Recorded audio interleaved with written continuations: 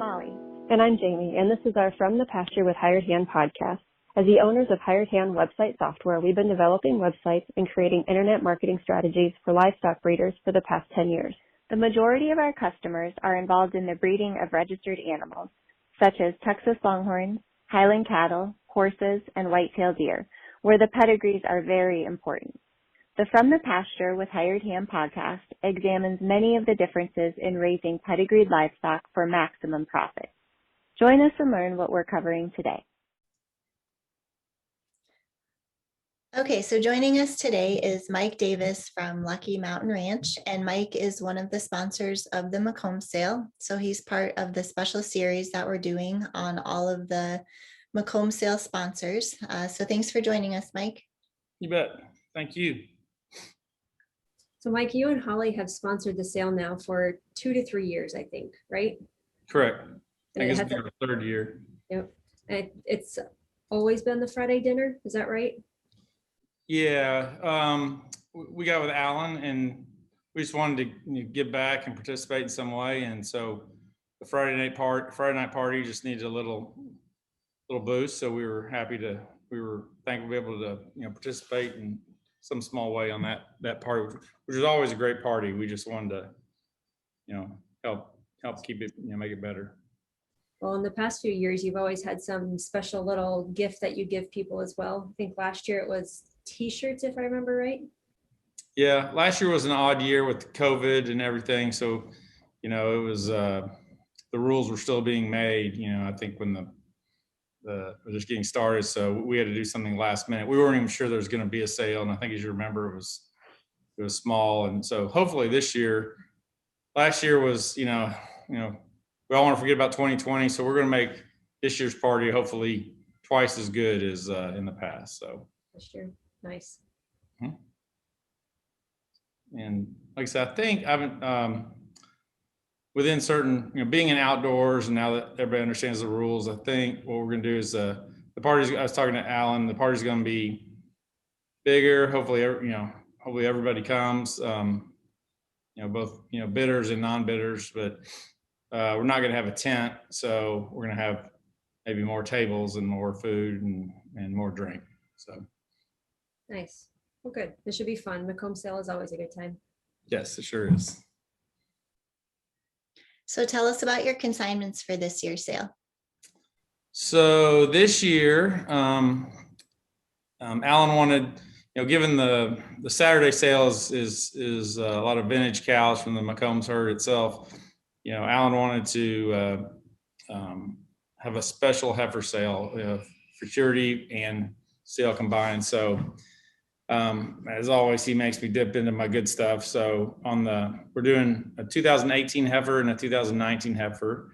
The 2018 heifer is a drag iron daughter that's bred to Century, or a young Danica bull. So there's a lot of good genetics there. The calf is not born, but it'll be here for sale date. I'm sure it's a heifer, knowing the way my consignments go. So the 2019 heifer is a gorgeous brindle, little tiger brindle calf that's at side of an El Coyote cow that we bought at auction a year or so ago. And Felix actually said at the time that heifer needs to go into futurity. I just didn't plan to put it on a futurity and sale, but here we go. So it's unexposed, but it'll be a nice representation of what we like to procreate at our herd. So tell us a little bit more about that. Tell us how these consignments are representative of your breeding program. Maybe talk about Danica a little bit for those that don't have been living under a rock, maybe don't know about her. Sure. Actually, I can probably, I'll go back and tell you, it all started with the Macomb sale. So the first Macomb sale I went to, I knew about Longhorns, but I wouldn't say I was a expert breeder by any means. So I'd made up my mind I was going to go to the Macomb sale because Macomb's ranch is about 15 minutes from our ranch. So, I wanted to make us, introduce myself by buying some cows. And since I didn't know much, I figured if I bought them with an RM logo on the side, I was probably pretty safe.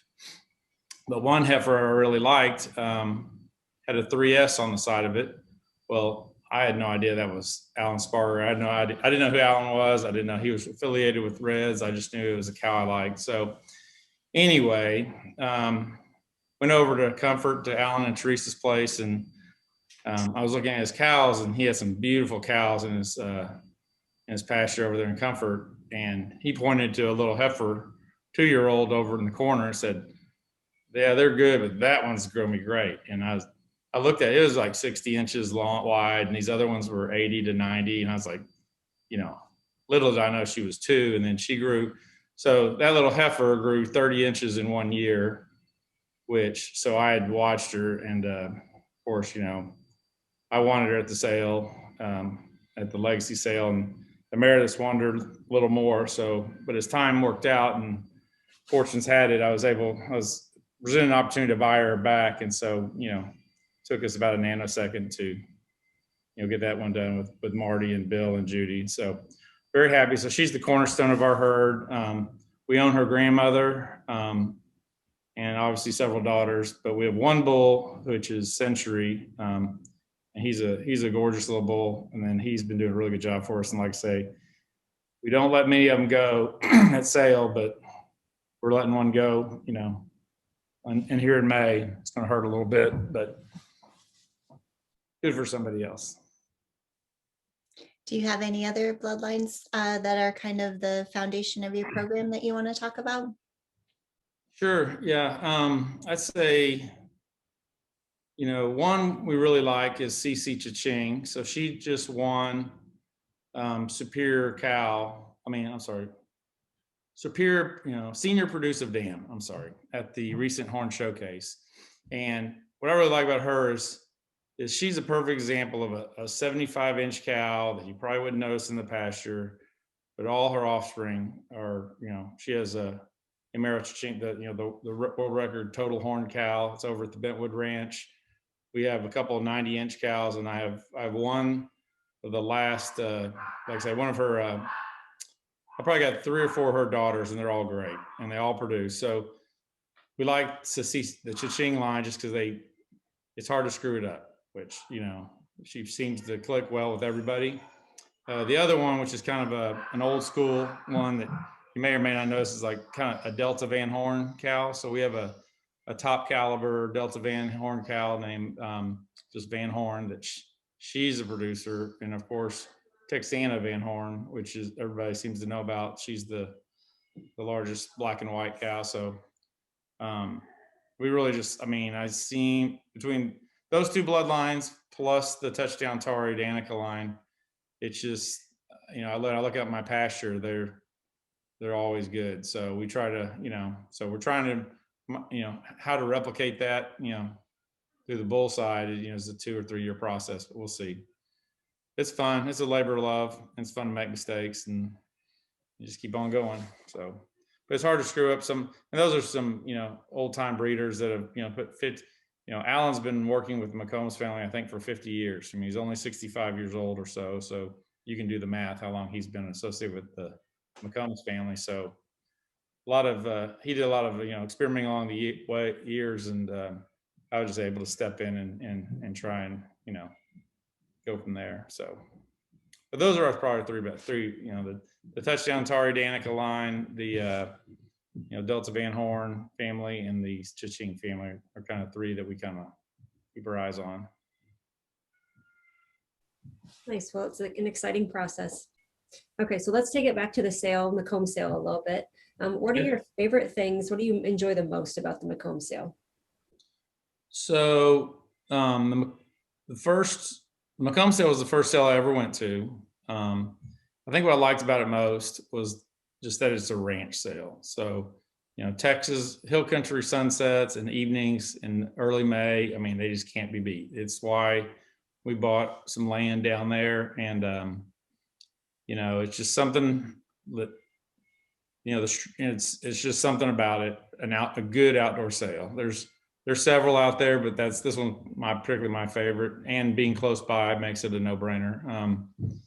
And then, the people are always gracious and nice. And I've met some of my best new friends I met at some of the first couple sales there. So, And then the cattle are always good. And there's a little something for everybody. It's not just all 90-inch elite cows that, some can afford. I mean, there's some there's some really good, animals there there's something for everybody. So it's just, like I say, I'm always sad. I'm always anxious for it to show up, and I'm always sad when it's over. So That's a sign of a good sale. yep. So do you have any advice for first time attendees to the sale? So I'd say what I did is I leapt in, feet first, and bought 5 cows. They were all good cows, but I guess this has been year 5. I've been back in the breeding business. I've got 1 left of that sale. 2 were, eye candy that probably didn't, fit my program. But my advice would be, come to the sale, enjoy the sale. If you see something you want to buy it.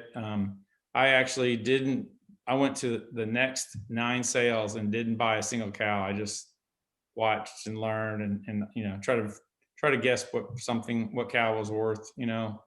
Sometimes I was dead wrong, sometimes I was high, low, but just be patient. And the other advice I give is when getting in business, just be very thoughtful about the bull you choose, because it's going to be half your herd one day. And it's,